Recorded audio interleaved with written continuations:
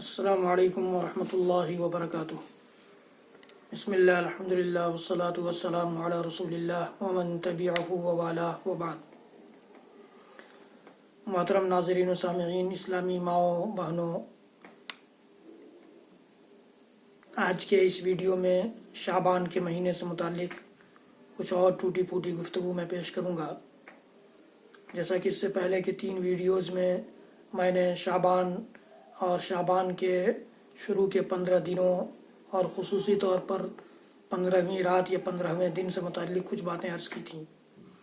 حضرات گرامی، شعبان کی 15ویں رات کو ایک رواج ہمارے ہاں یہ بھی ہے کہ قبرستان کو سجایا جاتا ہے، صاف ستھرا کیا جاتا ہے، قبرستان میں لائٹنگ کا انتظام ہوتا ہے، قمقمے لگتے ہیں، اور پھر اس کے بعد اس میں مختلف لوگ اگربتیاں لے کر اور خوشبودار چیزیں لے کر جاتے ہیں، وہاں اگربتیاں لگاتے ہیں، موم بتیاں جلاتے ہیں، اور اس رات میں آتش بازیاں ہوتی ہیں، پٹاخے چھوڑے جاتے ہیں۔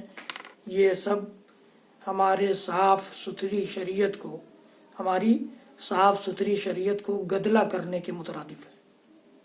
یقین جانیے، ہماری صاف ستھری شریعت جس کی رات بھی دن کی طرح سے ہے، اس میں اس قسم کا کوئی واقعہ نہیں جو کسی صحابی سے یا کسی تابعی سے، کسی امام سے، کسی فقیہ سے، کسی ربانی عالم سے یہ چیز ثابت ہو۔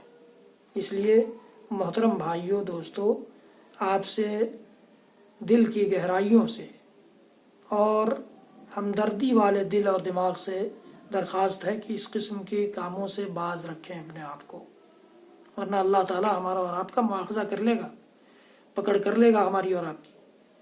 یہ آتش بازی ہو، پٹاخے بازی ہو، چاہے موم بتی بازی ہو، چاہے اگربتی بازی ہو، چاہے قمقموں کے ذریعے قبرستانوں کی سجاوٹ ہو، چاہے قبرستانوں کی صفائی ستھرائی ہو، یہ سب غیر شرعی امور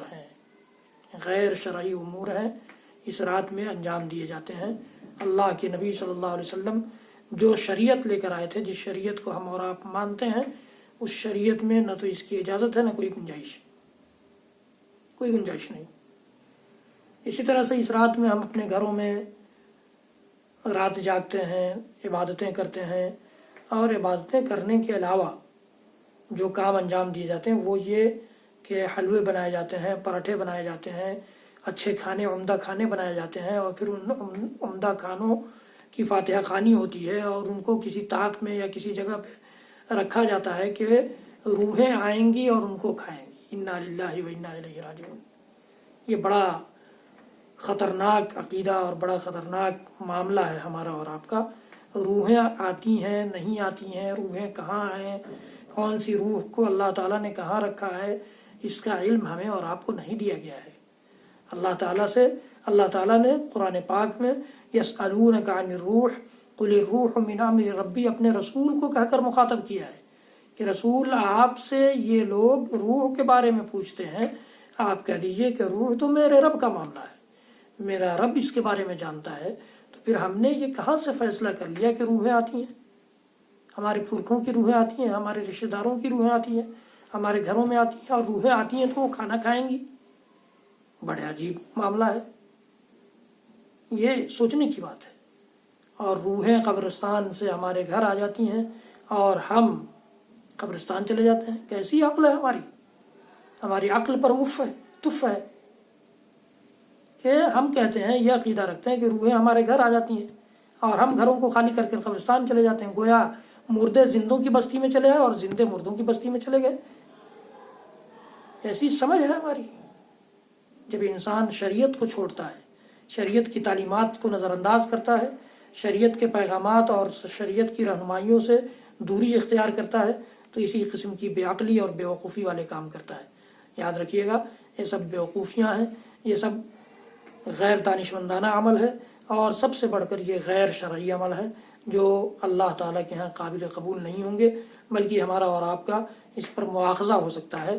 اس لیے ضرورت اس بات کی ہے کہ ہم جو کام بھی نیکی سمجھ کر کرنے جائیں تو پہلے یہ دیکھ لیں کہ ہمارے نبی کی زندگی میں، نبی کے صحابہ کی زندگی میں اور تابعین کی زندگی میں یہ چیزیں رہی ہیں یا نہیں رہی ہیں، ان پر شریعت اسلامیہ کی مہر لگی ہے یا نہیں لگی ہے، اس پر نبی اکرم صلی اللہ علیہ وسلم کی اجازت ملی ہے یا نہیں ملی ہے، یہ ضروری ہے، یہ ضروری ہے، ورنہ اپنے پرکھوں کی ہمدردی کے طور پر پورے سال رات کی تاریکیوں میں ہر نماز کے بعد، رات کی نماز کے بعد دعا کریے، مغفرت کی دعا کیجیے۔ میں منع نہیں کرتا، کوئی منع نہیں کرتا، بلکہ یہ ان کا حق ہے ہمارے اوپر کہ ہم ان کے لیے دعا کریں، تاکہ بعد میں آنے والی نسلیں ہمارے لیے مغفرت کی دعا کریں، رحمت کی دعا کریں۔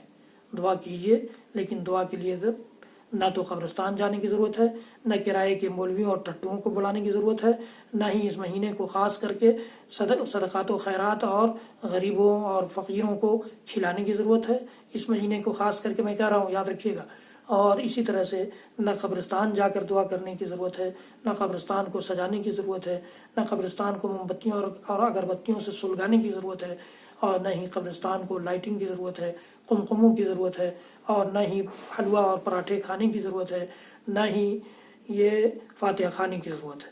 حضرات گرامی، دعا ضرور کیجیے اپنے والدین کے لیے، اپنے پرکھوں کے لیے، اپنے گھر والوں کے لیے۔ اللہ تعالی ہماری، آپ کی، سب کی اور سارے مسلمانوں کی مغفرت اور بخشش فرمائے۔ حضرات گرامی، یہ ویڈیو آپ زیادہ سے زیادہ کی تعداد میں شیئر کریں، میرے چینل کو سبسکرائب کریں اور بیل آئیکن دبانا نہ بھولیں۔ حضرات گرامی، رب العالمین ہم سب کی مدد فرمائے۔ وصلی اللہ تعالی علی نبینا محمد وعلی آلہ وصحبہ وسلم۔ سبحان ربک رب العزۃ عما یصفون وسلام علی المرسلین والحمد للہ رب العالمین۔ والسلام علیکم ورحمۃ اللہ وبرکاتہ۔